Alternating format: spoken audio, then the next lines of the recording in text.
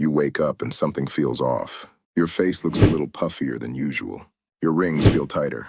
Your legs feel heavier than they should this early in the day. At first, it seems like one of those small morning problems people learn to live with.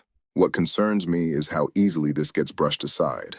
People blame poor sleep, salt, weather, or just a slow start. But when the same pattern keeps showing up, I pay attention. Stay with me, because the final pattern is often the one people miss the longest.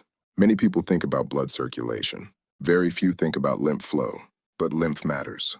It helps move excess fluid and waste out of tissues. And when that flow starts slowing down, the body often gives quiet signals before anything feels serious. In my 30 years of practice, if you find videos like this helpful, subscribe and leave a like. I share these warnings so you can recognize the signs early before they become harder to ignore. And if you're dealing with something similar or have a question, write it in the comments. Patients like you come to me with this exact issue, not because something dramatic happened, but because their body no longer feels light in the morning. Their hands look fuller, their ankles seem thicker, their face looks swollen when they wake up. It may seem minor, but I've seen this type of pattern turn into something much harder to manage when it becomes routine. The first morning habit that may slow lymph flow is staying still too long after waking up. Lymph does not have a pump like the heart. It depends heavily on movement. So when the morning begins with sitting, scrolling, watching television, or staying in the same chair too long, fluid can keep sitting where it settled overnight. I've seen strong, capable people slip into this habit without thinking much about it. The body reads that kind of morning very differently. Less motion, less muscle activity, less help moving fluid the way it should. Have you noticed that some mornings feel more swollen when you sit too long before really getting moving? That detail matters. The second habit is starting the day dehydrated. Many adults over 50 wake up low on fluids, then go straight to coffee, medication, or breakfast without enough water. People often think that if they look puffy, they should drink less. But sometimes puffiness is not a sign of healthy fluid movement. Sometimes it is a sign that fluid is not moving well at all.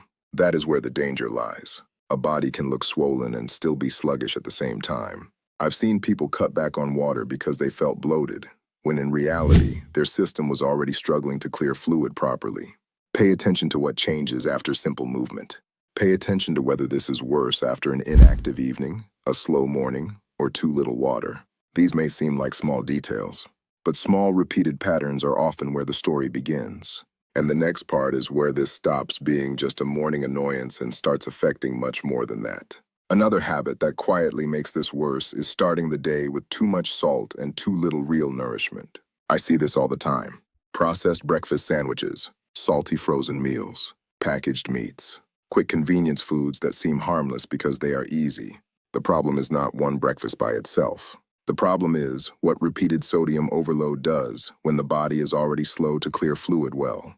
By late morning or early afternoon, that can start changing how the day feels.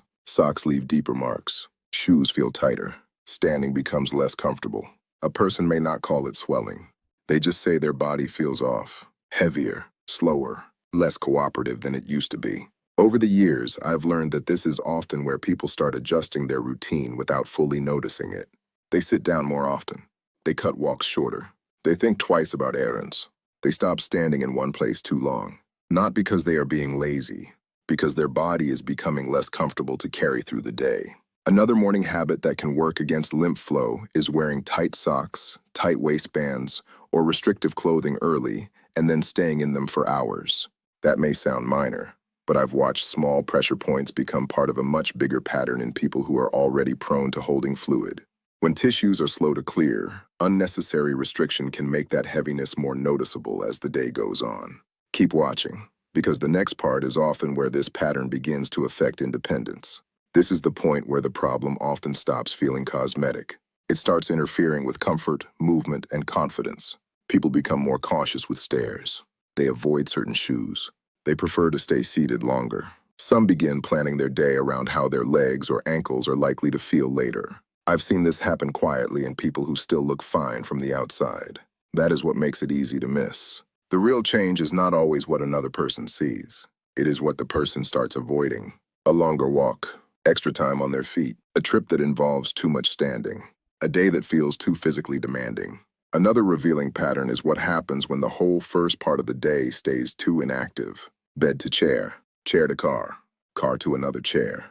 Very little walking, very little stretching, very little muscle activity. Lymph flow depends heavily on motion. So when the body stays too still for too long, that sluggish feeling can follow a person much further into the day.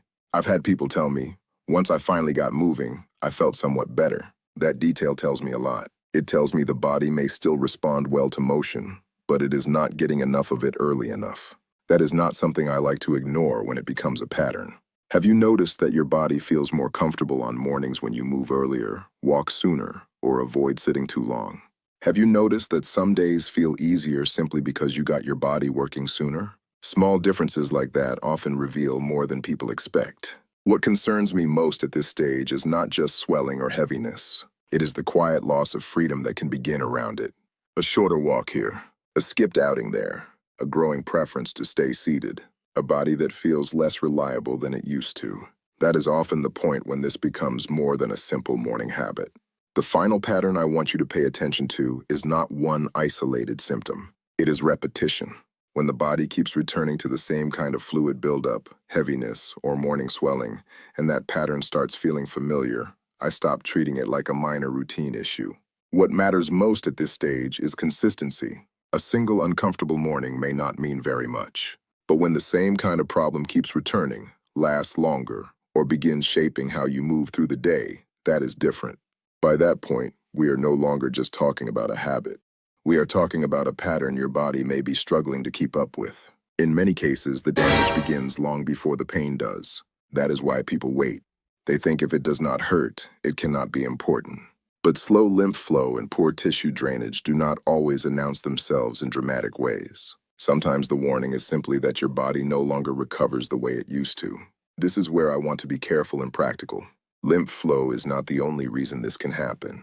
Repeated swelling or heaviness can also be linked to vein problems, circulation issues, inflammation, medication effects, kidney strain, heart strain, or low activity. That is exactly why you should not guess. And it is exactly why you should not ignore the pattern once it becomes consistent. When should this stop being brushed aside? When it starts happening more often. When it lasts longer into the day. When one side seems worse than the other. When your comfort changes from week to week instead of improving. When movement becomes more limited.